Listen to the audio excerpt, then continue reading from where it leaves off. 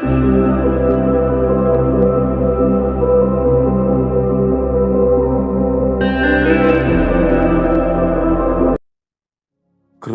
ಐಶ್ವರ್ಯಭರಿತನಾಗಿರುವ ಸ್ವರ್ಗೀಯ ತಂದೆಯಾದ ದೇವರೇ, ಅಪ್ಪ, ನಿನ್ನ ಪ್ರೀತಿಯ ಮಗನು ನಮ್ಮ ಒಬ್ಬನೇ ರಕ್ಷಕನಾದ ನಜರೇತಿನ ಯೇಸುವಿನ ನಾಮದಲ್ಲಿ ಈ ಮುಂಚಾನ ವೇಳೆಯ ಶುಭ ವಂದನೆಗಳನ್ನು ತಿಳಿಸ್ತಾ ಇದ್ದೇವೆ. ಸಭಾ ಸ್ವಾಮಿ, ಈ ತಿಂಗಳವೆಲ್ಲ ನೀನು ಕಣ್ಮನೆಯಂತೆ ನಮ್ಮನ್ನು ಕಾಪಾಡಿದಿರಿ. ಸ್ತೋತ್ರ ಸ್ವಾಮಿ. ಸ್ವಾಮಿ, ತಿಂಗಳಿನ ಕೊನೆಯ ದಿನವಾದಂಥ 31 ದಿನ ನಮ್ಮ ಜೀವಿತದಲ್ಲಿ ಅನುಗ್ರಹಿಸಿದ್ದಕ್ಕಾಗಿ ಸ್ತೋತ್ರ ಸಲ್ಲಿಸ್ತಾ ಇದ್ದೇವೆ. ಕರ್ತನೆ, ನಾವು ಉಳಿದಿರುವುದು ನಿಮ್ಮ ಕೃಪೆ ಮತ್ತು ನಿಮ್ಮ ಕರುಣೆ ರಾಜ್ಯ. ವಿಶೇಷವಾಗಿ ಕರ್ತನೆ, ನಾವಿದನ್ನ ಯೆಹೋಶುವನ ಗ್ರಂಥ 3ನೇ ಅಧ್ಯಾಯ 1-5 ವಚನಗಳನ್ನು ಧ್ಯಾನಿಸಲಿಕ್ಕೆ ಕೃಪೆ ಕೊಡು. ಯೇಸು ನಾಮದಲ್ಲಿ ತಂದೆ ಪ್ರಾರ್ಥನೆಯನ್ನು ಬೇಡಿಕೊಳ್ತೇನೆ ಸ್ವಾಮಿ, ಆಮೆನ್. ಕರ್ತನಲ್ಲಿ ಪ್ರೀತಿಯ ಎಲ್ಲಾ ದೇವರ ಸೇವಕರಿಗೂ ಹಾಗೂ ಎಲ್ಲಾ ದೇವ ಜನರಿಗೂ ನಮ್ಮ ಕರ್ತನಾದ ಯೇಸು ಕ್ರಿಸ್ತನ ಮಧುರವಾದ ನಾಮದಲ್ಲಿ ಮತ್ತೊಮ್ಮೆ ನಾನು ವಂದನೆಗಳನ್ನು ತಿಳಿಸ್ತೇನೆ. ದೇವಜನರೇ, ಈ ದಿನಕ್ಕೆ ನೇಮಿಸಲ್ಪಟ್ಟಂತ ನನ್ನ ಸತ್ಯವೇದದ ವಾಕ್ಯದ ಧ್ಯಾನ ಯೆಹೋಶುವನ ಗ್ರಂಥ 3ನೇ ಅಧ್ಯಾಯ 1-5 ವಚನಗಳು ಹಾಗೂ ಮಕ್ಕಳ ಸತ್ಯವೇದದ ಭಾಗವು ಕನಸುಗಾರನಾದ ಯೋಸೇಫನು ಆದಿಕಾಂಡ 37ನೇ ಅಧ್ಯಾಯ. 1 ವರ್ಷಕ್ಕೆ ಸತ್ಯವೇದದ ಅಧ್ಯಯನ ಭಾಗ ಅರಣ್ಯಕಾಂಡ 10ನೇ ಅಧ್ಯಾಯ 11-14ನೇ ಅಧ್ಯಾಯ 45ನೇ ವಚನ. ಈ ದಿನದ ಸಂದೇಶದ ತಲೆಬರಹ, ನಿಮ್ಮನ್ನು ನೀವು ಅರ್ಪಿಸಿಕೊಳ್ಳಿ, ನಾಳೆ ಕರ್ತನು ಅದ್ಭುತಗಳನ್ನು ಮಾಡುತ್ತಾನೆ. ಬಾಯಪಾಠ ವಚನ: ಇದಲ್ಲದೆ ಯೆಹೋಶುವನು ಜನರಿಗೆ, ನಿಮ್ಮನ್ನು ಶುದ್ಧ ಮಾಡಿಕೊಳ್ಳಿರಿ, ಯೆಹೋವನು ನಾಳೆ ನಿಮ್ಮ ಮಧ್ಯದಲ್ಲಿ ಅದ್ಭುತಗಳನ್ನು ನಡೆಸುವನು ಎಂದು ಹೇಳಿದನು. ಯೆಹೋಶುವ 3ನೇ ಅಧ್ಯಾಯ 5ನೇ ವಚನ. ನಿಮ್ಮನ್ನು ನೀವು ಅರ್ಪಿಸಿಕೊಳ್ಳಿ, ನಾಳೆ ಕರ್ತನು ಅದ್ಭುತಗಳನ್ನು ಮಾಡುತ್ತಾನೆ. ದೇವಜನರೇ, ಈ 3ನೇ ಅಧ್ಯಾಯವನ್ನ ನಾವು 1-5 ವಚನಗಳನ್ನು ನೋಡುವಾಗ, ಮೊದಲನೇ ವಚನ: ಯೆಹೋಶುವನು ಬೆಳಿಗ್ಗೆ ಎದ್ದನು, ಅವನು ಇಸ್ರಾಯೇಲ್ಯರೆಲ್ಲರೂ ಶಿಟ್ಟಿಮನ್ನು ಬಿಟ್ಟು ಯೋರ್ದಾನಿಗೆ ಬಂದು ಅದನ್ನು ದಾಟುವ ಮೊದಲು ಅಲ್ಲಿ ಇಳುಕೊಂಡರು ಎಂಬುದಾಗಿ ಮೊದಲನೇ ವಚನದಲ್ಲಿ ಬರೆಯಲ್ಪಟ್ಟಿದೆ. ಈ 3ನೇ ಅಧ್ಯಾಯವು ಇಸ್ರಾಯೇಲ್ಯರ ಇತಿಹಾಸದಲ್ಲಿ ಒಂದು ಪ್ರಮುಖ ಘಟನೆಯನ್ನು ದಾಖಲಿಸುತ್ತಾ ಇದೆ. ಈ ಭೂಮಿಯನ್ನು ಕೊಡುವುದಾಗಿ ದೇವರು ಪದೇ ಪದೇ ವಾಗ್ದಾನ ಮಾಡಿದ ನಂತರ ಐಗುಪ್ತ ದೇಶದಲ್ಲಿ ಕೆಲವು ಶತಮಾನಗಳು ಮತ್ತು ಮರುಭೂಮಿಯಲ್ಲಿ ಅಲೆದಾಡಿದ 40 ವರ್ಷಗಳ ನಂತರ ಕೊನೆಗೆ ಅವರು ವಾಗ್ದಾನ ಮಾಡಿದ ಭೂಮಿಗೆ ಈಗ ಪ್ರವೇಶಿಸ್ತಾ ಇದ್ದಾರೆ. ಗಮನಿಸ್ರಿ, ದೇವರು ಇಸ್ರಾಯೇಲ್ಯರಿಗೆ ಅಂದ್ರೆ ಅವರ ಮೂಲ ಪಿತೃಗಳಾಗಿರುವಂತ ಅಬ್ರಹಾಂ, ಇಸಾಕ್, ಯಾಕೋಬ್ಯರಿಗೆ ಅಂದಿನಿಂದ ಹಿಡಿದು ಇಂದಿನವರೆಗೂ ಅವರಿಗೆ ಪದೇ ಪದೇ ಒಂದು ವಾಗ್ದಾನ ಮಾಡಿದ್ದಾರೆ. ನಾನು ನಿಮಗೆ ಹಾಲು ಜೇನು ಹರಿಯುವ ಕಾನಾನ್ ದೇಶವನ್ನ ನಾನು ನಿಮಗೆ ಸ್ವಾಸ್ಥ್ಯ ಭೂಮಿಯಾಗಿ ಕೊಡುವೆನು ಎಂಬುದಾಗಿ ಹೇಳಿದ್ದಾರೆ. ಈಗ ಅದು ನೆರವೇರುವ ಒಂದು ಸಮಯವು ಸನಿಹವಾಗಿರುವಂತದ್ದನ್ನು ನಾವು ಈ ಅಧ್ಯಾಯದಲ್ಲಿ ನೋಡುತ್ತೇವೆ. ಅವರು ಐಗುಪ್ತ ದೇಶದಲ್ಲಿ ಸುಮಾರು 430 ವರ್ಷಗಳು ಮತ್ತು ಮರುಭೂಮಿಯಲ್ಲಿ 40 ವರ್ಷಗಳು ಅಲಿದಾಡಿದ ನಂತರ ಕೊನೆಗೆ ಅವರಿಗೆ ವಾಗ್ದಾನ ಮಾಡಿದ ಭೂಮಿಗೆ ಪ್ರವೇಶಿಸುವಂತ ಒಂದು ಅವಕಾಶ ಅವರಿಗೆ ದೊರಕಿರುವುದನ್ನು ನಾವಿಲ್ಲಿ ನೋಡ್ತಾ ಇದ್ದೀವಿ. ದೇವಚನರೇ, 2ನೇ ವಚನದಲ್ಲಿ ಹೀಗೆ ಬರೆಯಲ್ಪಟ್ಟಿದೆ: 3 ದಿನಗಳ ಮೇಲೆ ಜನಾಧಿಪತಿಗಳು ಪಾಳೆಯದ ಎಲ್ಲಾ ಕಡೆಗೂ ಹೋಗ್ತಾ ಇದ್ದಾರೆ. ಅವರು ದೇವಜನ 1ನೇ ವಚನದಲ್ಲಿ ನಾವು ನೋಡ್ತೇವೆ, ಯೆಹೋಶುವನು ಬೆಳಿಗ್ಗೆ ಎದ್ದನು ಎಂಬುದಾಗಿ ಬರೆಯಲ್ಪಟ್ಟಿದೆ. ಯೆಹೋಶುವನು ದೇವರು ತನಗೆ ಕೊಡಲ್ಪಟ್ಟಂತ ಒಂದು ಜವಾಬ್ದಾರಿಯಲ್ಲಿ ಆತನು ಬಹಳ ಒಂದು ಆತನು ಜವಾಬ್ದಾರಿ ಉಳ್ಳವನಾಗಿದ್ದಾನೆ. ಆತನ ಒಂದು ಜವಾಬ್ದಾರಿಗಳು ದೇವರನ್ನ ಮಹಿಮೆ ಪಡಿಸುವಂತವುಗಳಾಗಿವೆ. ದೇವರು ಮೋಶೆಯ ತರುವಾಯ ಇಸ್ರಾಯೇಲರ ಮೇಲೆ ತನ್ನನ್ನು ನಾಯಕನನ್ನಾಗಿ ನೇಮಿಸಿದಕ್ಕಾಗಿ ಯೆಹೋಶುವನು ದೇವರಿಗೆ ಬಹಳ ಕೃತಜ್ಞತೆ ಉಳ್ಳವನಾಗಿ ದೇವರು ತನಗೆ ಕೊಟ್ಟಂತ ಈ ಒಂದು ಸೇವೆಯನ್ನು ಬಹಳ ಒಂದು ಆಸಕ್ತಿಯಿಂದ ಮತ್ತು ನಿಷ್ಠೆಯಿಂದ ಮತ್ತು ಆನಂದದಿಂದ ಆತನು ಮಾಡುವಂತದ್ದನ್ನು ನಾವಿಲ್ಲಿ ಗಮನಿಸ್ತಾ ಇದ್ದೇವೆ. ಈಗ 2ನೇ ವಚನದಲ್ಲಿ ನಾವು ನೋಡ್ತಾ ಇದ್ದೇವೆ, 3 ದಿನಗಳ ಮೇಲೆ ಅಲ್ಲಿರುವಂತ ಜನಾಧಿಪತಿಗಳು ಪಾಳೆಯದ ಎಲ್ಲಾ ಕಡೆಗೂ ಹೋಗ್ತಾ ಇದಾರಂತ. ದೇವಚಂದ್ರೆ, ಪಾಳೆಯದ ಎಲ್ಲಾ ಕಡೆಗೂ ಹೋಗ್ತಾ ಇದ್ದಾರೆ. ಯಾಕೆ ಅಂದ್ರೆ ಜನಾಧಿಪತಿಗಳು ದೇವರು ಜನಾಧಿಪತಿಗಳಿಗೆ ಒಂದು ಸಂದೇಶವನ್ನು ನೀಡಿದ್ದಾರೆ.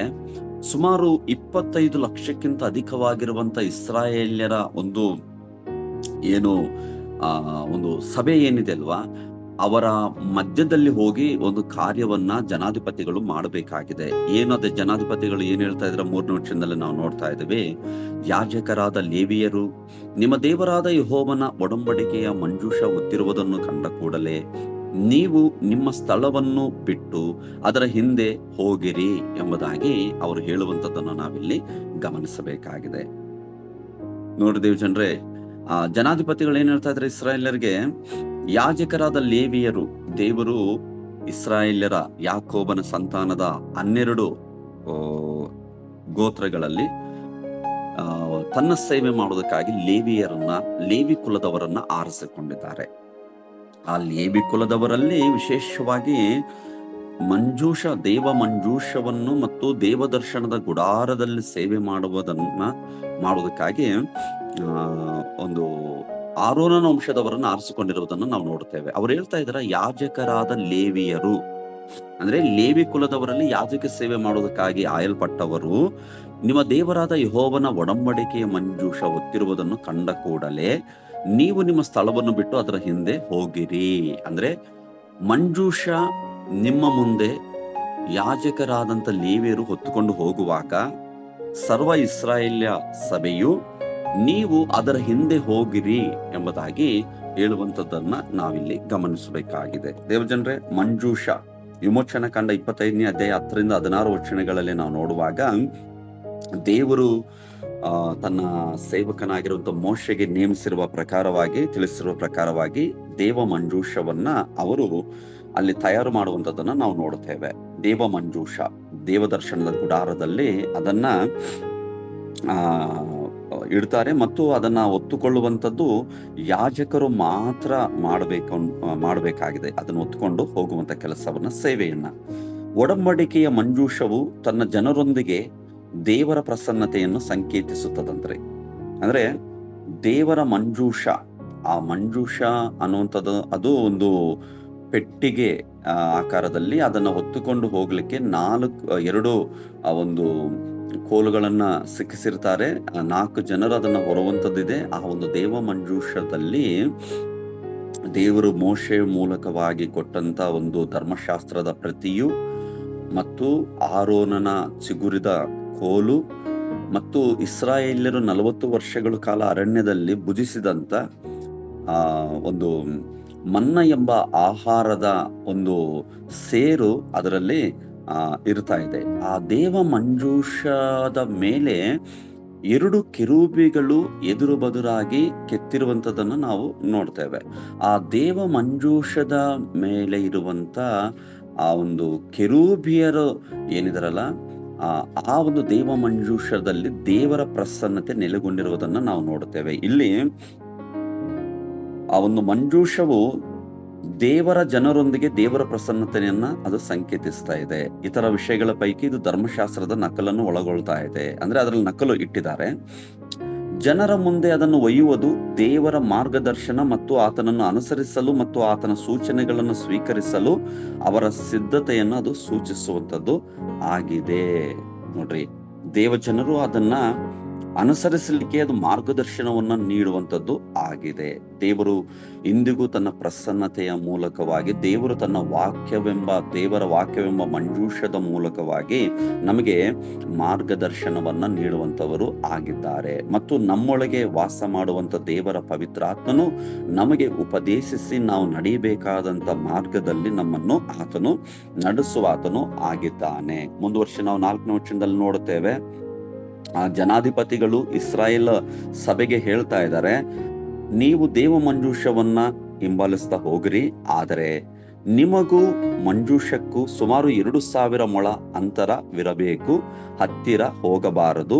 ಹೀಗೆ ನೀವು ಹೋಗತಕ್ಕ ಮಾರ್ಗವು ನಿಮಗೆ ಗೊತ್ತಾಗುವುದು, ಆ ಮಾರ್ಗದಲ್ಲಿ ನೀವು ಮುಂಚೆ ಬರಲಿಲ್ಲವಲ್ಲ ಅಂದರು.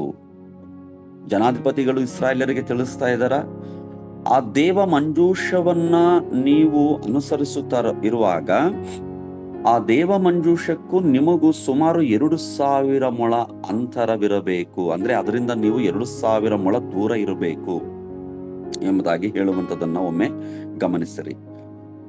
ಯಾಕೆ 2,000 ಮೊಳ ದೂರ ಇರಬೇಕು ಮಂಜೂಷಕ್ಕೆ ಎಂಬುದಾಗಿ ನೋಡುವಾಗ, ಜನರು ಮಂಜೂಷದಿಂದ ಸ್ವಲ್ಪ ದೂರವಿರಬೇಕಾಯಿತು. ಅವರು ದೇವರ ಪರಿಶುದ್ಧ ವಸ್ತುಗಳ ಬಗ್ಗೆ ತಮ್ಮ ಗೌರವವನ್ನು ತೋರಿಸಬೇಕಾಗಿತ್ತು. ಅಂದ್ರೆ ದೇವ ಮಂಜೂಷವನ್ನು ಎಲ್ಲರೂ ಹೋಗಿ ಅದನ್ನ ಮುಟ್ಟುಕೊಳ್ಳುವಂಥದ್ದು ಮಾಡಬಾರದು. ದೇವರು ಹೇಳಿದ್ದಾರೆ, ಯಾಜಕರು ಮಾತ್ರ ಅಥವಾ ಲೇವಿ ಕುಲದವರು ಮಾತ್ರ ಅದರ ಸೇವೆ ಮಾಡಬೇಕು, ಅದನ್ನು ಹೊತ್ತುಕೊಂಡು ಹೋಗ್ಬೇಕು.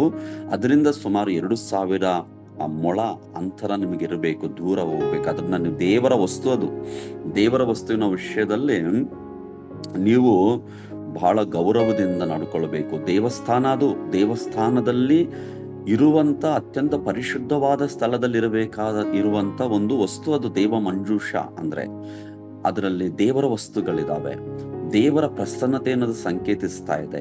ಅದಕ್ಕೆ ನೀವು ಅದರಿಂದ 2,000 ಮೊಳ ದೂರ ಇರಬೇಕು, ಅದನ್ನ ನೀವು ಗೌರವಿಸಬೇಕು ಅನ್ನುವಂಥದ್ದನ್ನ ನಾವು ಒಂದು ವಿಷಯವನ್ನ ಇಲ್ಲಿ ಗಮನಿಸಬೇಕಾಗಿದೆ. ಅದನ್ನ ಗೌರವಿಸಬೇಕು. ನೋಡಿ, ಸತ್ಯವೇದದಲ್ಲಿ ನಾವು ನೋಡುತ್ತೇವೆ, ಅದರ ವಿಷಯದಲ್ಲಿ ಯಾರು ಕೂಡ ಏನು ಲಘುವಾಗಿ ಅದನ್ನು ಎಣಿಸಬಾರದು. ನಾವು ದೇವರ ವಸ್ತುಗಳನ್ನು ಮತ್ತು ಆತನ ವಾಕ್ಯವನ್ನು ಎಂದಿಗೂ ಲಘುವಾಗಿ ಪರಿಗಣಿಸಬಾರದಂತ್ರಿ. ದೇವರ ವಸ್ತುಗಳನ್ನ ಮತ್ತು ದೇವರ ವಾಕ್ಯವನ್ನ ಎಂದಿಗೂ ಕೂಡ ಲಘುವಾಗಿ ಪರಿಗಣಿಸಬಾರದು. ಹಾಗೆ ಮಾಡುವುದು ಬಹಳ ಗಂಭೀರವಾದ ವಿಷಯವಾಗಿರುತ್ತದೆ. ನೋಡಿ, ದೇವರು ಸತ್ಯವೇದದಲ್ಲಿ ನಮಗೆ ತಿಳಿಸ್ತಾರೆ. ಅರಣ್ಯಕಾಂಡ 4ನೇ ವಚನದಲ್ಲಿ, 1 ಸಮುವೇಲ 6ನೇ ಅಧ್ಯಾಯ 19ನೇ ವಚನದಲ್ಲಿ ಮತ್ತು 2 ಸಮುವೇಲ 6ನೇ ಅಧ್ಯಾಯ 6ರಿಂದ 7 ವಚನಗಳಲ್ಲಿ ನೋಡುವಾಗ ದೇವ ಮಂಜೂಷದ ಬಗ್ಗೆ ಒಂದು ಉದಾಹರಣೆ ನಾನು ನಿಮಗೆ ನೆನಪಿಸ್ತೇನೆ. ಅರಸನಾಗಿರುವಂತ ದಾವೀದನ ಕಾಲದಲ್ಲಿ ದೇವ ಮಂಜೂಷವು ಅದು ಒಬೇದೋದೋಮನ ಮನೆಯಲ್ಲಿ ಇರ್ತದೆ. ಅದನ್ನ ಅದು ಇಸ್ರಾಯೇಲ್ ಅಂದ್ರೆ ಆತನ ಅರಸನಾಗಿರುವಂತ ದಾವೀದನ ಮುಂಚೆ ಸೌಲ ಎಂಬ ರಾಜನ 40 ವರ್ಷ ಇಸ್ರಾಯೇಲರನ್ನು ಆಳ್ತಾ ಇದ್ದಾನೆ. ಆ ಸೌಲ ರಾಜನ ಕಾಲದಲ್ಲಿ ದೇವರ ಮಂಜೂಷವು ಅದು ನಿರ್ಲಕ್ಷ್ಯಕ್ಕೆ ಅಥವಾ ಅಲಕ್ಷ್ಯಕ್ಕೆ ಒಳಗಾಗಿರ್ತದೆ. ಅದು ಎಲ್ಲೆಲ್ಲೋ ಇರ್ತದೆ, ಎಲ್ಲೋ ಇರಬೇಕಾದದ್ದು. ಅಂದ್ರೆ ದೇವದರ್ಶನ ಗುಡಾರದಲ್ಲಿ ಅದು ಇರಬೇಕಾದಂತ ಒಂದು ದೇವರ ವಸ್ತು. ಆದ್ರೆ ಫಿಲಿಸ್ಟಿಯರು ಎಂಬ ವೈರಿಗಳು ಇಸ್ರಾಯೇಲರ ಮೇಲೆ ಸಮುವೇಲನ ಕಾಲದಲ್ಲಿ ಅದ್ರ ಮೇಲೆ ದಾಳಿ ಮಾಡಿ ಅದನ್ನು ತಗೊಂಡು ಹೋಗ್ಬಿಟ್ಟಿರ್ತಾರೆ.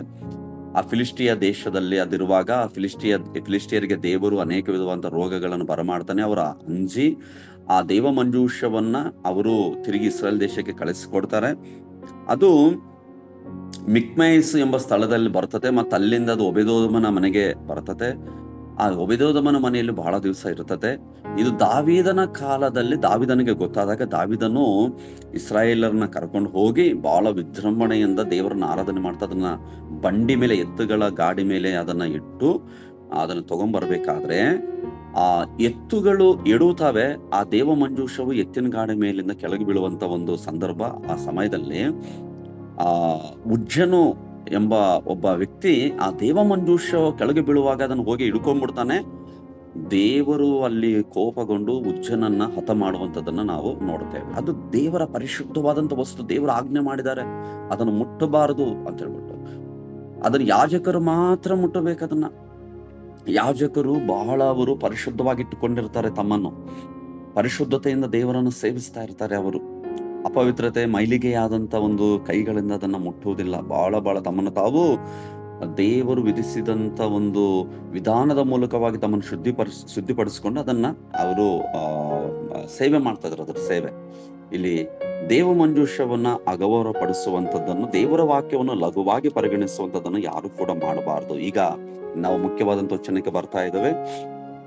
5ನೇ ವಚನ, ನಿಮ್ಮನ್ನು ಶುದ್ಧ ಮಾಡಿಕೊಳ್ಳಿರಿ ಎಂಬುದಾಗಿ. ಇದಲ್ಲದೆ ಯೆಹೋಶುವನು, ಈಗ ಜನಾಧಿಪತಿಗಳು ಹೇಳಿದ್ರು, ದೇವ ಮಂಜೂಷ ನಿಮ್ ಮುಂದೆ ಹೋಗುತ್ತೆ, ಅದನ್ನ ನೀವು ಹಿಂಬಾಲಿಸಿರಿ, ಅದಕ್ಕೆ 2,000 ಮೊಳ ಅಂತರದಲ್ಲಿ ನೀವು ಇರಬೇಕು, ನೀವು ಯಾರ ಹತ್ರ ಹೋಗ್ಬಾರ್ದು ಅಂತ ಹೇಳ್ಬಿಟ್ಟು ಹೇಳಿದ್ರು. ತರುವಾಯ ಯೆಹೋಶುವನು ಜನರಿಗೆ, ನಿಮ್ಮನ್ನು ಶುದ್ಧ ಮಾಡಿಕೊಳ್ಳಿರಿ, ಯೆಹೋವನು ನಾಳೆ ನಿಮ್ಮ ಮಧ್ಯದಲ್ಲಿ ಅದ್ಭುತಗಳನ್ನು ನಡೆಸುವನು ಎಂದು ಹೇಳಿದನು. ದೇವರಿಗೆ ಸ್ತೋತ್ರ. ದೇವರು ಇಸ್ರಾಯೇಲ ಸರ್ವ ಸಮೂಹಕ್ಕೆ ಯೆಹೋಶುವನ ಮೂಲಕವಾಗಿ ತಿಳಿಸ್ತಾ ಇದ್ದಾರ, ಇಸ್ರಾಯೇಲ್ಯರೇ ನಿಮ್ಮನ್ನು ಶುದ್ಧಪಡಿಸಿಕೊಳ್ಳಿರಿ, ನಿಮ್ಮನ್ನು ಶುದ್ಧ ಮಾಡಿಕೊಳ್ಳಿರಿ, ಯೆಹೋವನು ನಾಳೆ ನಿಮ್ಮ ಮಧ್ಯದಲ್ಲಿ ಅದ್ಭುತಗಳನ್ನು ನಡೆಸುವನು ಎಂಬುದಾಗಿ ಹೇಳ್ತಾ ಇದ್ದಾರ. ದೇವಚನರೇ, ನಿಮ್ಮನ್ನು ನೀವು ಅರ್ಪಿಸಿಕೊಳ್ಳಿ, ನಾಳೆ ಕರ್ತನು ಅದ್ಭುತಗಳನ್ನು ಮಾಡ್ತಾನೆ ಎಂಬುದಾಗಿ ಈ ವಚನ ನಮಗೆ ಹೇಳ್ತಾ ಇದೆ. ದೇವರನ್ನು ಅನುಸರಿಸಲು ಬಯಸುವ ಜನರು ಶುದ್ಧವಾಗಿರ್ಬೇಕಂತ್ರಿ. ಆಮೇಲೆ ದೇವರಿಗೆ ಸ್ತೋತ್ರ. ದೇವರನ್ನು ಅನುಸರಿಸುವ ನಾವೆಲ್ಲರೂ ಕೂಡ, ಪ್ರತಿಯೊಬ್ಬರು ದೇವರ ಸೇವಕರು, ದೇವರ ಸೇವಕರ ಕುಟುಂಬವು ಮತ್ತು ಸರ್ವ ಯೇಸು ಕ್ರಿಸ್ತನ ಸ್ವರಕ್ತದಿಂದ ಸಂಪಾದಿಸಿಕೊಂಡಂತ ಸಭೆ, ಸರ್ವ ಸಭೆಯು, ಸಭೆ ಹಿರಿಯರು, ಯವನಸ್ಥರು, ಸ್ತ್ರೀಯರು, ಮಕ್ಕಳು, ವೃದ್ಧರು, ದೇವರಾದ ಯೇಸು ಕ್ರಿಸ್ತನನ್ನ ಪ್ರೀತಿಸುವಂತ ಪ್ರತಿಯೊಬ್ಬೊಬ್ಬರು ಕೂಡ ದೇವರನ್ನು ಅನುಸರಿಸಲು ಬಯಸುವ ಜನರು ಶುದ್ಧವಾಗಿರಬೇಕು. ತಮ್ಮನ್ನು ಅಶುದ್ಧಿಗೊಳಿಸುವ ಎಲ್ಲದರಿಂದ ಬೇರ್ಪಟ್ಟಿರಬೇಕು. ಆತನಿಗೆ ಸಂಪೂರ್ಣವಾಗಿ ಮೀಸಲಾಗಿರ್ಬೇಕಂದ್ರೆ, ಅಂದ್ರೆ ದೇವರಿಗೆ ಸಂಪೂರ್ಣವಾಗಿ ದೇವಜನರೆಲ್ಲರೂ ಕೂಡ ಮೀಸಲಾಗಿರ್ಬೇಕು ಎಂಬುದಾಗಿ ದೇವಜನರಿಗೆ ನಾವು ತಿಳ್ಕೊಳ್ಬೇಕು.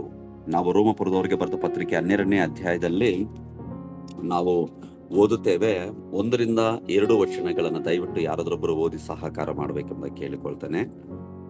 ರೋಮಪುರದವರಿಗೆ ಬರೆದ ಪತ್ರಿಕೆ 12ನೇ ಅಧ್ಯಾಯ 1 ಹಾಗೂ 2 ವಚನಗಳು.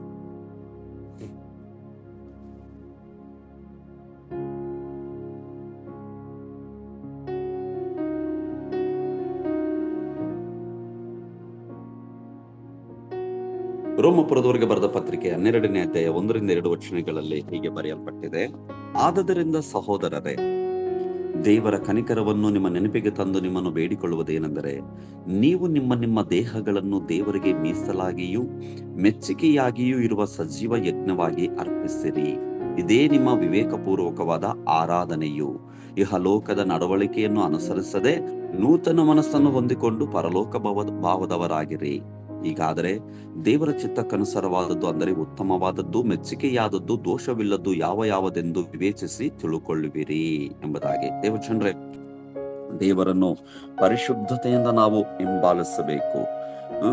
ಪರಿಶುದ್ಧ ಈ ಜೀವಿತವನ್ನು ದೇವರಿಗೆ ಅರ್ಪಿಸಿಕೊಳ್ಳಬೇಕು. ಪ್ರಾಣ, ಆತ್ಮ, ಶರೀರಗಳನ್ನ ಪರಿಶುದ್ಧವಾಗಿ ಕಾಪಾಡಿಕೊಳ್ಳಬೇಕು. ಯಾರು ಆತನನ್ನ ಪರಿಶುದ್ಧತೆಯಿಂದ ಹಿಂಬಾಲಿಸ್ತಾರೋ ದೇವರು ಅವರನ್ನ ಏನ್ ಮಾಡ್ತಾನಂದ್ರೆ ಅವರ ಜೀವಿತದಲ್ಲಿ ಅದ್ಭುತಗಳನ್ನು ಮಾಡ್ತಾನೆ. ಇವರು ಯೆಹೋಶುವನು ಜನರನ್ನ, ದೇವರ ಅದ್ಭುತಗಳನ್ನ ನೀವು ಕಾಣ್ತೀರಿ, ನಿಮ್ಮನ್ನು ನೀವು ಪರಿಶುದ್ಧ ಮಾಡಿಕೊಳ್ಳಿರಿ. ಯಾಕಂದ್ರೆ ನಾಳೆ ದೇವರು ಇಸ್ರಾಯೇಲರ ಮಧ್ಯದಲ್ಲಿ ಒಂದು ದೊಡ್ಡ ಕಾರ್ಯವನ್ನು ಮಾಡ್ಲಿಕ್ಕಿದ್ದಾನೆ.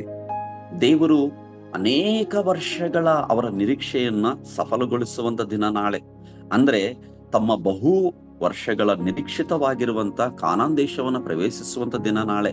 ಅವರು ದೇವ ಸೇವಕರಾಗಿರುವಂತ ಯಾಜಕರು ದೇವರ ಮಂಜೂಷವನ್ನ ಹೊತ್ತು ಅವರು ಯೋರ್ದಾನ್ ಹೊಳೆಯಲ್ಲಿ ಪಾದಗಳನ್ನು ಇಟ್ಟ ತಕ್ಷಣ ನಾಳೆ ಆ ಯೋರ್ದಾನ್ ಹೊಳೆ ದಡಮೀರಿ ಹರಿಯುವಂತ ಆ ಒಂದು ಹೊಳೆ ಅದು ನಿಂತು ಹೋಗ್ತಾ ಇದೆ. ಇಸ್ರಾಯೇಲ್ಯರಿಗೆ ಆ ಹೊಳೆಯನ್ನ ದಾಟ್ಲಿಕ್ಕೆ ಅದು ಮಾರ್ಗವನ್ನು ಮಾಡ್ತತೆ. ಅವರು ಆ ಹೊಳೆಯನ್ನು ದಾಟಿ ಅವರು ಯೆರಿಕೋವಿನೊಳಗೆ ಪ್ರವೇಶ ಮಾಡುವಂತದನ್ನ ನಾಳೆ ಅವರು ಕಾಣ್ಲಿಕ್ಕಿದ್ದಾರೆ. ದೇವಜನರೇ, ನಮ್ಮ ಜೀವಿತದಲ್ಲಿ ದೇವರು ಆತನ ಅದ್ಭುತಗಳನ್ನು ಮಾಡುವ ದೇವರಾಗಿದ್ದಾನೆ. ಆತನು ಅನೇಕ ಮಹತ್ ಕಾರ್ಯಗಳನ್ನು ಮಾಡುವ ದೇವರಾತನಾಗಿದ್ದಾನೆ.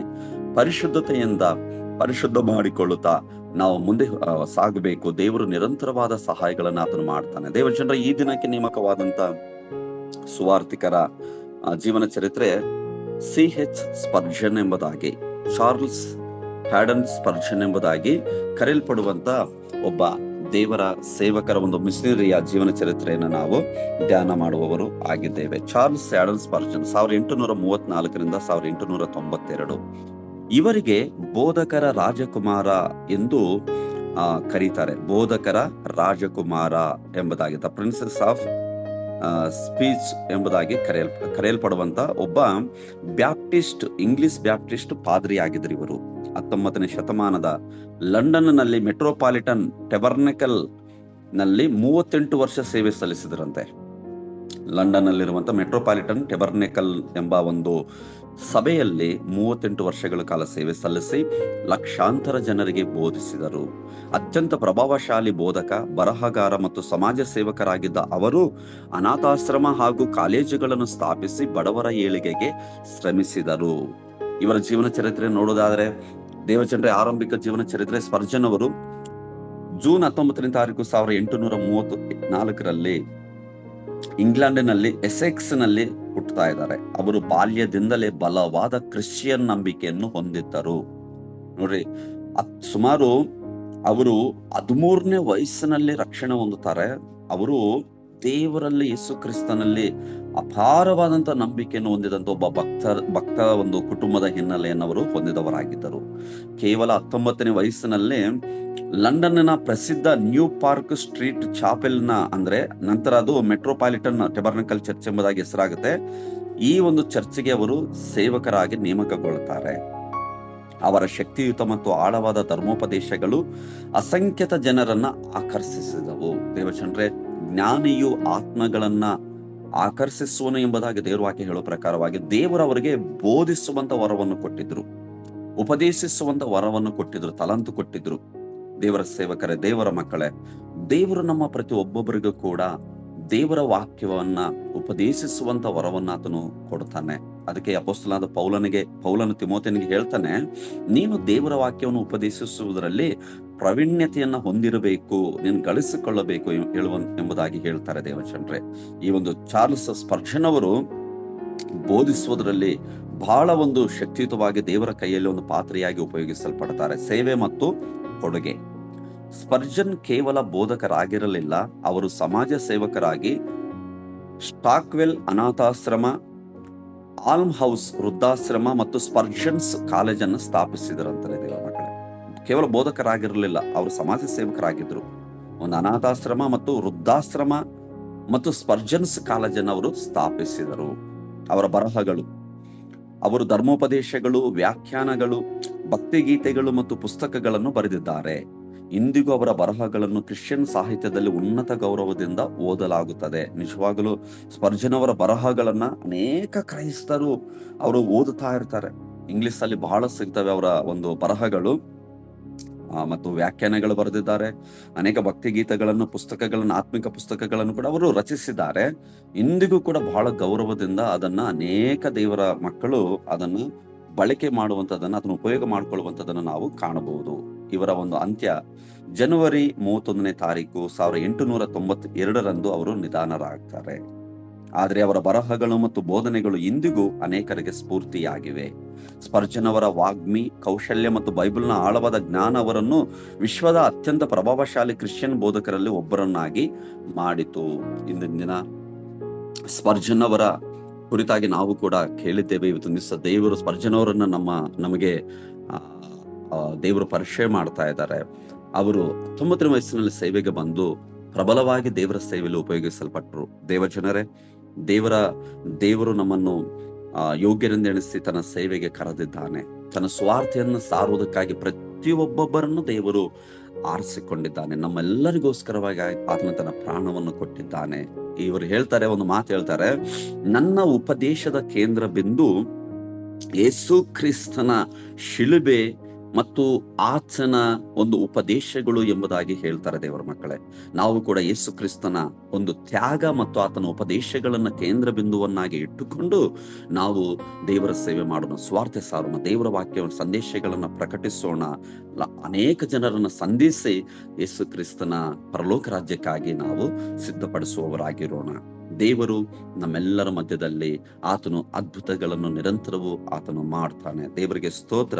ದೇವರು ನಮ್ಮೆಲ್ಲರನ್ನೇ ವಾಕ್ಯಗಳ ಮೂಲಕ ಆಶೀರ್ವಾದ ಮಾಡಲಿ. ಪ್ರಾರ್ಥನೆ ಮಾಡಿಕೊಳ್ಳೋಣ. ಪ್ರೀತಿ ಸ್ವರೂಪನಾದ ದೇವರೇ, ಈ ಮುಂಜಾನ ವೇಳೆಯಲ್ಲಿ ನಾವು ನಿಮ್ಮನ್ನು ಸ್ತುತಿಸ್ತೇವೆ. ನಿಮ್ಮನ್ನು ನೀವು ಅರ್ಪಿಸಿಕೊಳ್ಳಿ, ನಾಳೆ ಕರ್ತನ ಅದ್ಭುತಗಳನ್ನು ಮಾಡುತ್ತಾನೆ ಎಂಬುದಾಗಿ ಸ್ವಾಮಿ ಸಾರ್ವತ್ರಿಕ ಸಭೆಯಾದ ಇಸ್ರಾಯೇಲ್ಯರ ಮಧ್ಯದಲ್ಲಿ ಯೆಹೋಶುವನು ತಿಳಿಸಿದನು. ಸ್ವಾಮಿ, ಇಂದು ಕರ್ತನೆ, ನಾವು ನಮ್ಮ ಮಧ್ಯದಲ್ಲಿ ನಿರಂತರ ಅದ್ಭುತಗಳನ್ನ ಪರಿಶುದ್ಧತೆಯಿಂದ ನಿಮ್ಮನ್ನು ಹಿಂಬಾಲಿಸುವುದರ ಮೂಲಕವಾಗಿ, ನಮ್ಮನ್ನು ನಿಮಗೆ ಅರ್ಪಿಸಿಕೊಳ್ಳುವುದರ ಮೂಲಕವಾಗಿ ನಾವು ಕರ್ತನೆ ಅನೇಕ ನಿಮ್ಮ ಸಹಾಯಗಳನ್ನು, ಅದ್ಭುತಗಳನ್ನು ಕಾಣುತ್ತಲೇ ಇದ್ದೇವೆ. ನಿಮಗೆ ಸ್ತೋತ್ರ ಸ್ವಾಮಿ. ವಿಶೇಷವಾಗಿ ಕರ್ತನೆ ನಮ್ಮನ್ನು ನಾವು ಸಿದ್ಧಪಡಿಸಿಕೊಳ್ಳುವಾಗ ನೀನು ಕರ್ತನೆ ಸ್ವಾಮಿ ನಿನ್ನ ಅದ್ಭುತಗಳನ್ನು ಮಾಡ್ತೀವಿ. ಸ್ತೋತ್ರ ದೇವರೇ. ವಿಶೇಷವಾಗಿ ಕರ್ತನೆ C.H. ಸ್ಪರ್ಜನ್ ಅವರ ಒಂದು ಸ್ವಾಮಿ ದೇವರೇ ಮಿಷನರಿ ಜೀವನ ಚರಿತ್ರೆಯನ್ನು ಮುಂದೆ ಇಟ್ಟಿದ್ದಕ್ಕಾಗಿ ಸ್ತೋತ್ರ ಸ್ವಾಮಿ. ನಿಮ್ಮಲ್ಲಿ ಅತ್ಯಂತ ಒಂದು ಭರವಸೆ, ನಂಬಿಕೆ ಉಳ್ಳವರಾಗಿದ್ರು ಸ್ವಾಮಿ ದೇವರೇ. ನಿರರ್ಗಳವಾಗಿ, ಸರಳವಾಗಿ ಲಕ್ಷಾಂತರ ಜನರನ್ನು ಕರ್ತನೆ ಅವರು ತನ್ನ ಒಂದು ಉಪದೇಶಗಳ ಮೂಲಕವಾಗಿ ರಕ್ಷಿಸಿದರು ಸ್ವಾಮಿ, ಸಂಧಿಸಿದರು ದೇವರೇ. ಅಪ್ಪ, ನಮಗೂ ಕೂಡ ಸ್ಪರ್ಶನ್ ಅವರಿಗೆ ಕೊಟ್ಟಂತ ಒಂದು ಕರ್ತನೆ ಅಪ್ಪ, ಉಪದೇಶದ ವರವನ್ನ, ಪವಿತ್ರಾತ್ಮನ ವರವನ್ನ ಕೊಡಬೇಕೆಂಬ ಕೇಳಿಕೊಳ್ತೇವೆ. ನಮ್ಮನ್ನು ಕೂಡ ನಿಮ್ಮ ಸಾಧನಗಳನ್ನಾಗಿ ಉಪಯೋಗ ಮಾಡ್ರಿ ಕರ್ತನೆ. ಈ ದಿನ ನಾವು ಕರ್ತನೆ ಸ್ವಾಮಿ ಒಂದು ಪ್ರಾರ್ಥನೆಯಲ್ಲಿ ಭಾಗವಹಿಸಿದ ಪ್ರತಿಯೊಬ್ಬ ದೇವರ ಸೇವಕರುಗಳಿಗಾಗಿ, ಅವರ ಕುಟುಂಬಗಳಿಗಾಗಿ ಸ್ವಾಮಿ, ಎಲ್ಲಾ ಒಂದು ಹಿರಿಯರಿಗಾಗಿ, ಎಲ್ಲ ದೇವ ಜನರಿಗಾಗಿ ಪ್ರಾರ್ಥಿಸುತ್ತೇವೆ. ಸಹೋದರ ಸಹೋದರಿಯರಿಗಾಗಿ ತಂದೆಯೇ, ನಿನ್ನ ಮಕ್ಕಳನ್ನು ಆಶೀರ್ವದಿಸು ಸ್ವಾಮಿ. ನಿಮ್ಮನ್ನು ಶುದ್ಧಪಡಿಸಿಕೊಳ್ಳಿರಿ, ನಾಳೆ ಯೆಹೋವನು ಅದ್ಭುತಗಳನ್ನು ಮಾಡುವನೆಂಬುದಾಗಿ ಹೇಳಿದ ಪ್ರಕಾರವಾಗಿ ವಾಗ್ದಾನದಂತೆ ನಿನ್ನ ಜನರ ಮಧ್ಯದಲ್ಲಿ ಕರ್ತನೆ ಸ್ವಾಮಿ ಸಹಾಯಗಳನ್ನು, ಅದ್ಭುತಗಳನ್ನು ನಿರಂತರವೂ ನಾವು ಕಾಣಲಿಕ್ಕೆ ಬಯಸ್ತೇವೆ. ಆಶೀರ್ವಾದ ಮಾಡು, ಬಲಪಡಿಸು ಸ್ವಾಮಿ. ನಮ್ಮ ಕಲ್ವಾರ್ ಚಾಪಲ ಸಂಸ್ಥೆಯನ್ನು ಆಶೀರ್ವಾದ ಮಾಡುದೇವರೇ. ಪ್ರತಿ ಕೊರತೆಗಳನ್ನು ನೀಗಿಸಿ ನಿನ್ನ ಮಹಿಮೆಗೋಸ್ಕರವಾಗಿ ಸಂಸ್ಥೆಯನ್ನು ಉಪಯೋಗ ಮಾಡಿಕೊಳ್ಳಬೇಕೆಂಬುದಾಗಿ ಕೇಳಿಕೊಳ್ತೇವೆ ಸ್ವಾಮಿ. ತಂದೆ, ಪ್ರಾರ್ಥನೆ ಕೇಳಿದಕ್ಕಾಗಿ ಸ್ತೋತ್ರ. ಈ ದಿನವೆಲ್ಲ ನಿನ್ನ ಒಂದು ಕರ್ತನೆ ಶುಭಕರವಾಗಿರುವಂತಹ ಪವಿತ್ರಾತ್ಮನ ನಮ್ಮನ್ನು ನಡೆಸಲಿ. ನಿನಗೆ ಮಹಿಮೆ ಉಂಟಾಗಲಿ. ಪ್ರಾರ್ಥನೆ ಕೇಳಿದಕ್ಕಾಗಿ ಸ್ತೋತ್ರ. ಯೇಸು ಸ್ವಾಮಿ ಹೆಸರಿನಲ್ಲಿ ಚಿಕ್ಕ ಪ್ರಾರ್ಥನೆಯನ್ನು ಬೇಡಿಕೊಳ್ತೇನೆ ಪ್ರೀತಿಯುಳ್ಳ ತಂದೆಯೇ, ಆಮೆನ್.